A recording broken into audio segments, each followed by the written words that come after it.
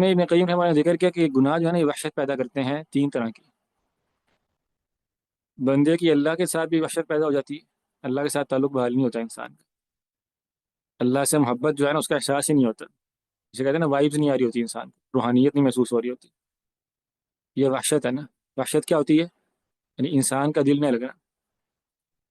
انسان گناہ کرتا رہتا ہے اور سمجھتا ہے کہ میرے اوپر کوئی عذاب نہیں آ رہا، کوئی سزا نہیں مجھے مل رہی، لیکن اس کو سزا مل چکی ہوتی ہے. وہ کیا ہوتی ہے کہ اللہ نے اس کو اپنے سے دور کر لیا ہوتا ہے.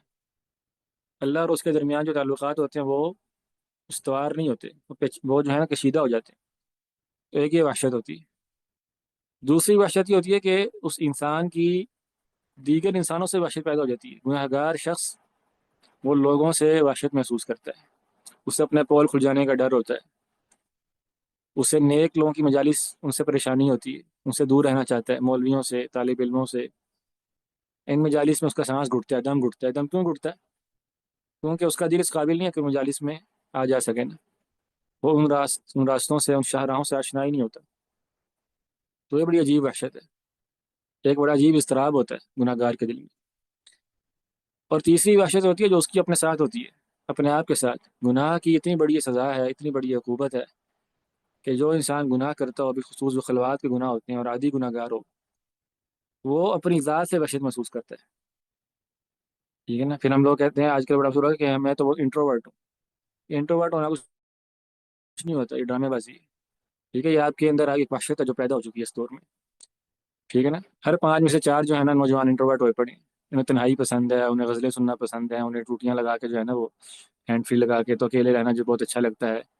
فیملیز کے جو پروگرام ہوتے ہیں ہم اس میں نہیں جاتے. عید جو ہے نا وہ ہم اکیلے گزارنا چاہتے ہیں سو کے، وغیرہ وغیرہ. یہ سب کیا ہے؟ یہ وہ وحشت ہے گناہوں کی کہ اللہ تعالیٰ انسان کو اجنبی کر دیتے ہیں اس کی اپنی ذات کے لیے بھی. ٹھیک ہے. پھر لوگ ڈپریشن میں جاتے ہیں، اسٹریس میں جاتے ہیں، اور پتہ نہیں کیا کیا کرتے ہیں، نشے شروع کرتے ہیں، وغیرہ وغیرہ. تو بہر اللہ سے عافیت کا سوال کرنا چاہیے، اور انسان کو یہ سمجھنا چاہیے کہ گناہ کی لازمی بات نہیں ہے کہ ظاہری سزا ملے. ہمیشہ ایسا ہو کہ آپ گناہ کریں اور آپ پر جو ہے نا کوئی آسمان سے بجلی آ جائے، ایسا نہیں ہوتا.